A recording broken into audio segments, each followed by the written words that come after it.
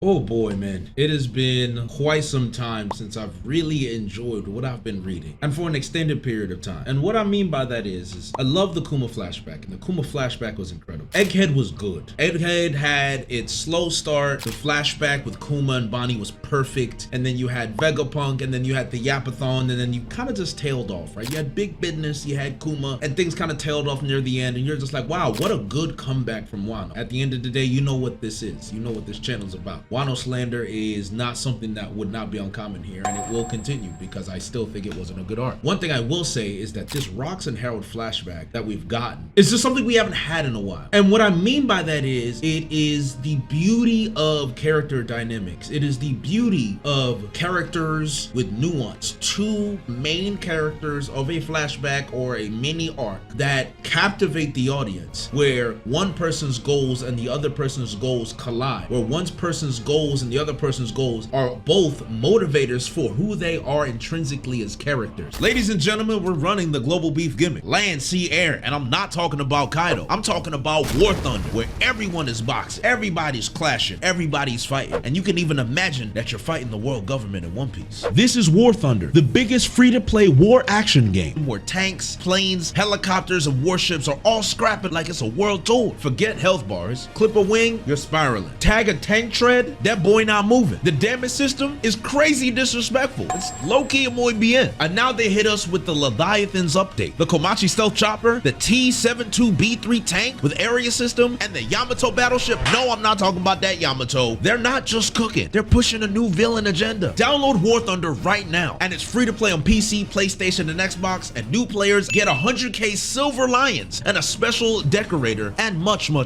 One of the best things about this game is that it has a dope mobile version, so if you're on the go, you still get a chance to play War Thunder and experience a great game. Pick your vehicle, commit to the gimmick, terrorize the lobby. The link's in the description below, and get ready to have a lot of fun because War Thunder is a hell of a game. And to see the dichotomy between Rox D. Zebek, who we now know is Davy D. Zebek, and then we also have King Harold. You have these two characters, one notorious, world-renowned pirate who is part of this secret clan that nobody really knew about, but they're almost exterminated completely. So they're obviously from the Void Century, if not farther. And then you have Harold, who is trying to change the perspective of giants, trying to change the perspective of the war-hungry, bloodthirsty giant monsters that sail the seas and destroy everything in their path. He's trying to change that reputation and partake in the world government, to partake as a part of society, as modern society. And the two challenges that those two face have collided, but it starts off as a beautiful and hilarious friendship. And personally for me, one of the things that I'm really enjoying about this flashback is just watching the character writing, watching their decisions, being intrigued, being taken on a journey where you're thinking of Rox and you're like, okay, we've heard this name before. We've heard about Rox. We've heard about this guy that was in God Valley that was before Roger, and it was his era, and he had Big Mom and Whitebeard and Shiki and Wang G and all kinds of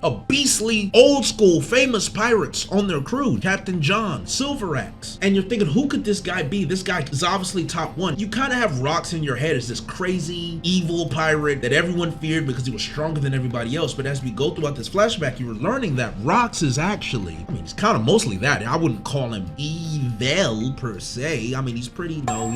His deeds can be perceived as evil if you're looking at the side of the Marines, right? I mean, he stabbed Loki, right? Loki's a child. We laughed about it, right? But nobody is good at stabbing children. That's just common sense here. But with Rox, you're seeing that this is a man with big dreams. When he faced up against Emu, one of the first big feats that we've seen is that he killed an admiral. So the guy's a murderer, all for it. He did this in Mary Joa. He did this during a reverie. He did this while all the admirals are there. Everyone's there, and he pulled up to Emu and said, I'm coming back for you. How did he get there in the first place? We don't know. The man appeared there and squared up with what people consider end of series villain, who's actually going to be Blackbeard. We'll talk about that later. That's a big deal. So you're already introduced to Rox as this, okay, this guy don't care about nothing. This guy has no decorum. This guy does not respect authority, nothing. This guy is Luffy on crack. This is an evil Luffy. This is basically what he is. Then he runs into Harold. Now, if we're gonna circle back, right, because I want to take us to this point. We're gonna circle back and we get to Harold. Harold comes off as, okay, I am just this evil guy who runs around destroying kingdoms and stomping on people and doing whatever I want. Giants of the old. Harold runs into a girl, a giant girl that he saves. Be like, ha ha ha, I got you, girl. Like, these guys are making you a circus freak. Like, you should be be ashamed of yourself. You're a giant. Like, you should be with us. What are you doing here? And through that miscommunication, realizing that she was actually saved by those people and she was actually part of the act the whole time, and Harold's character changing because he met somebody that showed him a different way of life as a giant. Now, you can say the reasoning for Harold's change was a little abrupt because he was really just attracted to her and she was like a really dope girl, right? And I mean, for all the fellas out there, a good woman, man, a good woman stands up for herself. A good woman has a good, kind heart. A good woman is empathetic. A good woman takes care of her children. And that's exactly what Ida is. She is a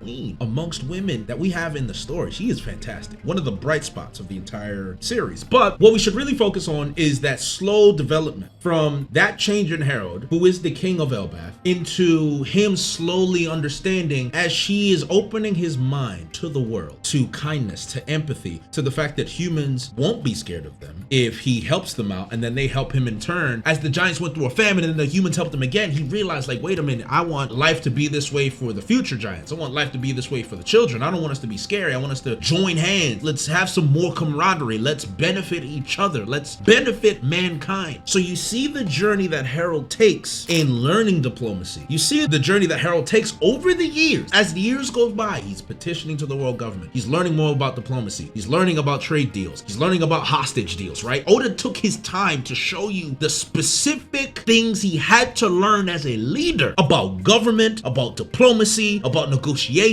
about human rights, all kinds of different things. These are the things that I've been begging Oda to do with characters for such a long time. And for whatever reason, he has decided to show you the intricacies of Harold's journey and growth as a king, as a man, as a leader. So you're watching him slowly grow. And we get to that point where we culminate with Harold running into Rox and they clash and everyone just runs all over the place. Everything explodes. And then Rox is like, oh, this dude kind of cold and he's a giant. He shouldn't be here. So Rox is like, yo, bro, just take a left over there, bro. Like, you clean. I kind of like you, bro. Let's pull up. Let me see you again sometime, man. Like, cause you know Rox is just like that. He runs into somebody that's on his level. He's like, I like this guy. I like what he brings to the table. So Rox's personality meets the king, who is also like, this guy's a murderer, but at the same time, I'm not supposed to be here and they about to body me too. So I'm just gonna take this Mickey and get out of here. So that's how their relationship starts, off a coincidence and a given Mickey to Rox and Harold, and they all just get out of here. So from that moment on, Rox pulls up on Elbath. Rox does the whole Davy back, starts getting his crew, and you see him come back. And in their first dinner party, I just found it so nice, right? And this is another thing that I've loved that Oda's done, is the way he has given color to characters like Shiki, Wang Ji, Big Mom. I mean, brother, this version of Big Mom, it's so interesting to watch her work and be consistently competent and just aware of her surroundings, aware of the world around her, aware of the fact that she's just,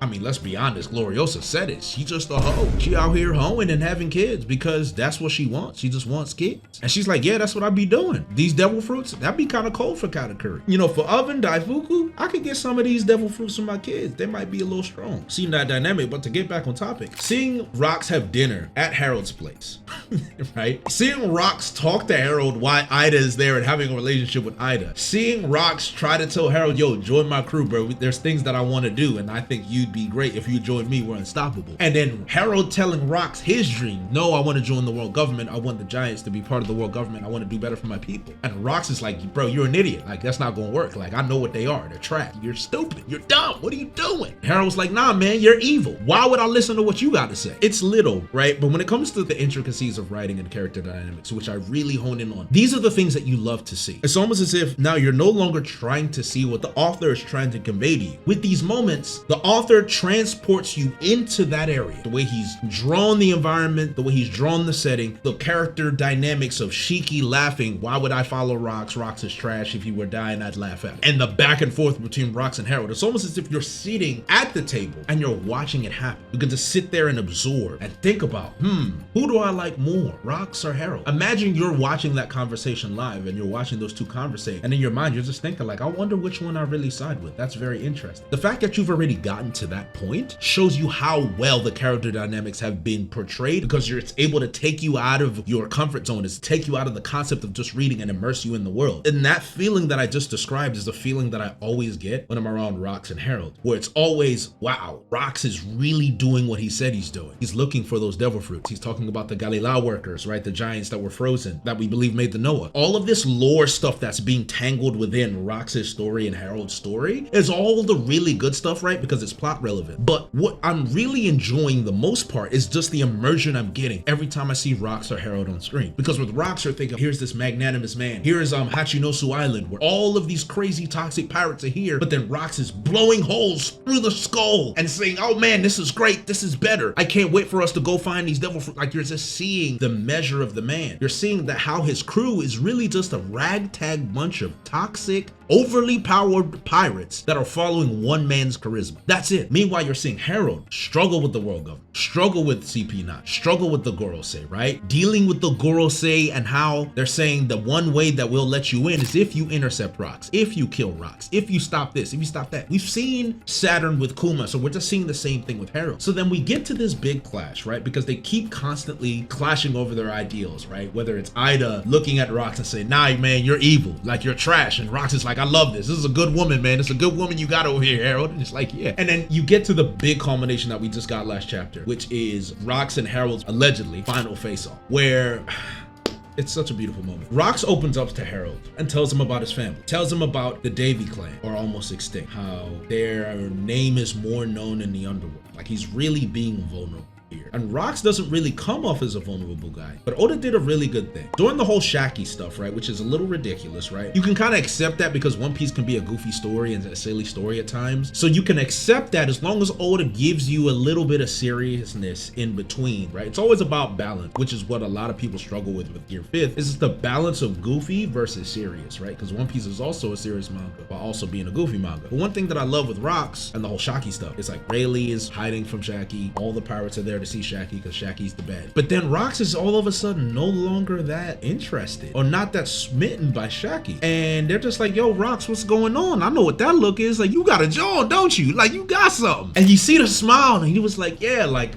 I do. I have a kid coming. And you just see a father out of nowhere. Out of the toxicity and the madness of Rox, you just see a father, a loyal man to his wife out of nowhere. And you're just thinking, that's not very piratey. When I think of pirates, I'm thinking of trash like Yasop and other deadbeat dads that just abandon their children, bro. And here's Rox thinking about his kid nonstop. Here's Rox thinking about his wife and kid and hiding them and keeping them safe. And he's sharing that with Harold. Dangerous, dangerous information that could get his entire family killed. He shared with Harold, the one who was tasked to kill him in that moment by the Gorosei, which would allegedly lead to his ultimate goal. So here you just have a clash of two people's ideals. Rox is going to God Valley. He knows his wife and kid are from God Valley. He's originally from God Valley. Harold is there to stop him. And then that clash of like that disagreement. And then just the beautiful nature of their friendship still remaining intact despite the facade of it ending, where Harold says, let him go. And he allows his ship to be blown up to show that it's like Rox defeated him when that's not really the case. That's at least what I read. Maybe someone in the comment section can correct me, but that's how it came across. I find it interesting, right? Because I'm seeing a lot of people that are upset with Harold. There's like, oh, Harold,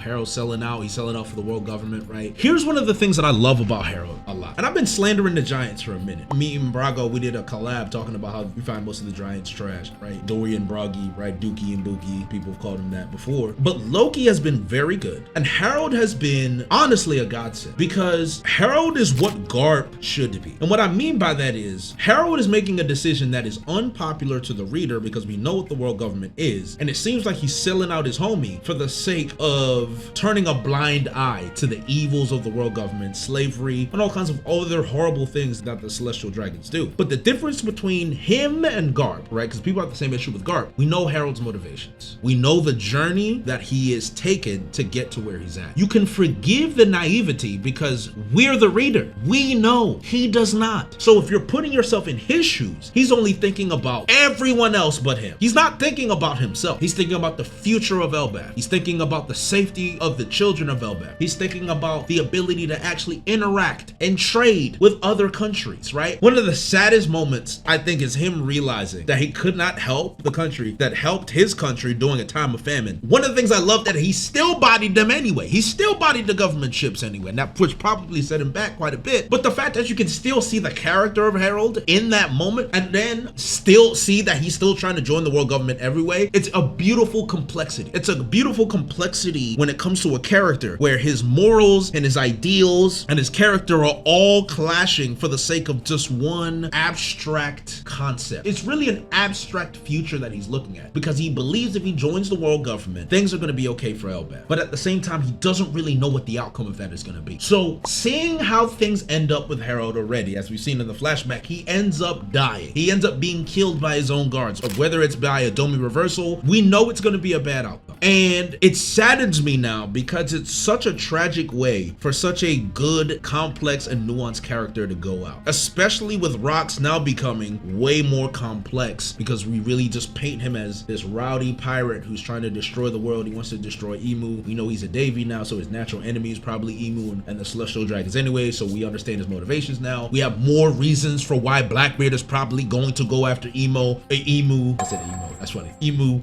actually kind of works. But anywho, there's so much that has come from this flashback. But really, think about it though. I haven't even touched the lore aspect. I've mentioned it in like little bits and pieces, but in terms of just the character dynamics of the Rox crew, just seeing the Rox crew, seeing young Roger and young Garth, seeing Rayleigh, seeing Shaki, seeing Gloriosa, seeing Young Dragon. I mean, we just saw Young Dragon, right? We're seeing Shanks, we're seeing Shamrock, Garland, the Holy Knights. Like, there's so much in this backstory, in this flashback, that it's hard to say that there is a better flashback in the story because of how good the character dynamics is, which rival Nolan and Kagura, and I'd argue probably might even be better than Nolan and Kagura. The plot relevancy of like the O'Hara flashback, and even then, yeah, the O'Hara flashback is not as plot relevant as what we have now. So then you're just thinking about the flashback in a totality, because I spent so much time talking about Rox and Harold. This stuff that we're getting is next level. Like, to me, this is the best stuff we've gotten in the story, and I'm including pre-time skip. I'm isolating the flashback here because there's gonna be a shock factor that comes out when we leave this flashback and we're back in the present time that I'm not ready for. And mind you, it's kind of easy because you have Oda's been building up Rox for a long time. We've known about Big Mom, we've known about Kaido, we've known about Shiki. So it's like the only reason it's so good is because Oda spent some time building up these names and spoon feeding us these names little by little for us to get to this point. So overall, guys, like, this stuff is special that we're getting. And as someone that's been very critical of One Piece for quite some time now, someone who is openly critical about the story, openly critical about Wano, I have to hold my hands up and say I am genuinely enjoying what I am reading. Like, I'm really enjoying this. And it's not just a, oh my god, this makes up for Wano. Now, because Egghead for me, the Kuma flashback, that's kind of what made me be like, all right, cool, I still got some faith, I'm cool. What this is showing me is that Oda is very much capable of doing what he's always been good at, which is stuff like this. When you're thinking about character dynamics, you're thinking about Garp and Kuzan, you're thinking about Law and Corazon, you're thinking about Nolan and Kagura, heck, NL and Wiper. One of the big ones that I really like that I would actually compare this to, Iceberg and Frankie. Those character dynamics are so good. This Rox and Harold character dynamic is giving Frankie and Iceberg. I don't know if that's the right comparison, but I just, when I thought about it, when I was taking notes for this video, that's what I was thinking of. I was like, you know, this is really, Iceberg stood for one thing and Frankie stood for another. Building the weapons, Iceberg was more disciple of Tom and listening to that, and then how they've